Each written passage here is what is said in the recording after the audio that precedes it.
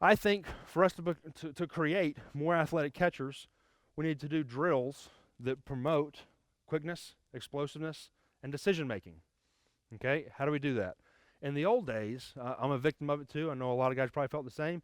We used to do receiving drills where we stand 15 feet away and we throw a ball at 44 miles an hour and they catch it and drop it, and that's it. Is there a time and place for that drill? Yes, with younger athletes, there is. With athletes who are more advanced and who are trying to become more advanced, okay, we need to make things more about being explosive, being quick, moving fast, and being able to react. Okay, I like to make guys compete against each other. Okay, when we used to do blocking drills, again, I made some mistakes when I was younger. We used to block and get up, we block again. Throw it, they block, then we block again. As you get a little more advanced, you block, you throw it, they block it, they recover it. Okay, then maybe they have to recover it and then make a throw.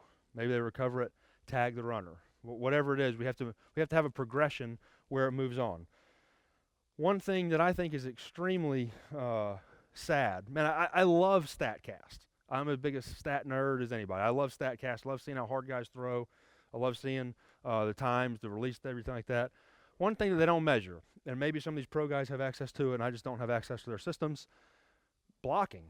Okay, we know how far a third baseman runs to catch a fly ball. Like there was literally a StatCast. This was the farthest any third baseman ran in all of 2017 to catch a ball in foul territory. Okay, there was a StatCast about this was the pitcher's fastest time to second on a double since 2008. Who cares about that? They can't even tell us how many balls a catcher blocks a game. There's never a stat that says, hey, this guy blocks 6 balls a game. Okay, what about how long it takes a catcher to recover a block? Very important. Okay, this is where I think the game can start to get more advanced and we can start to do a better job. So as a coach, now I like to time when the ball hits them, how long it takes them to recover it. Okay, so it does 2 things. One, they want to do a better job blocking it, so that it ends up closer to them, so they don't have to run as far to go. It's going to be a lot easier to field the ball that ends up 2 feet away from me than it does 8 feet away from me. And 2, now I have to get up quickly and go pick it up. Okay, so I'm increasing the speed and tempo of my practices. That's one example of a drill that combines quickness and explosiveness.